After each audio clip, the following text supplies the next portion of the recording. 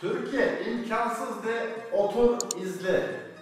Böyle bir şey var mı yok mu tam olarak emin değilim. Ama bu kapılar kilitli İspanyol.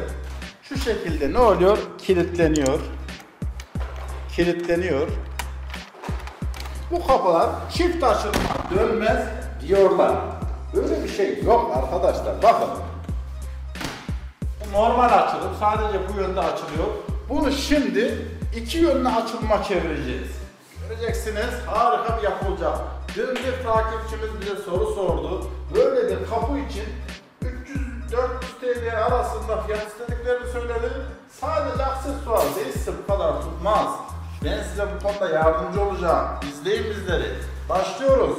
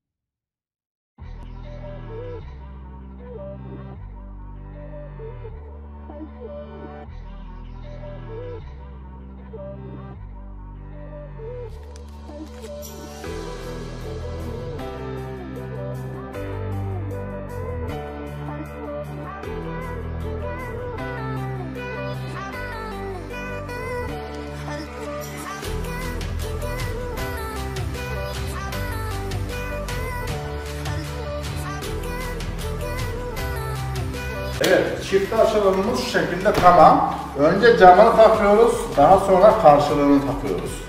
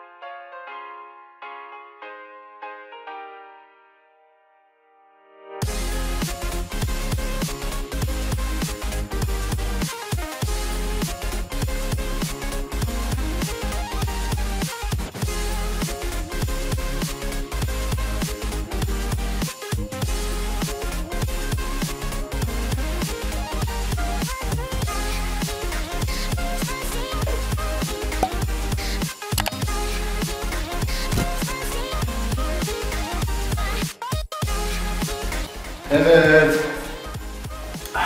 Gayet güzel oldu. Takıllarını da takalım.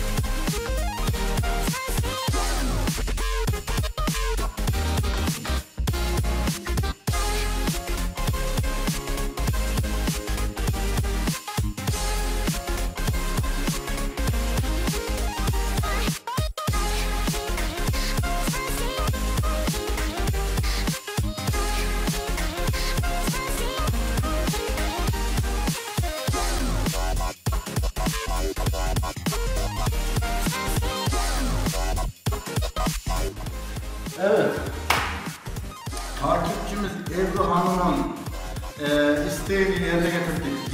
24 saatten kısa sürede bizden istemiş olduğu işlemi, videoyu yerine getirdik.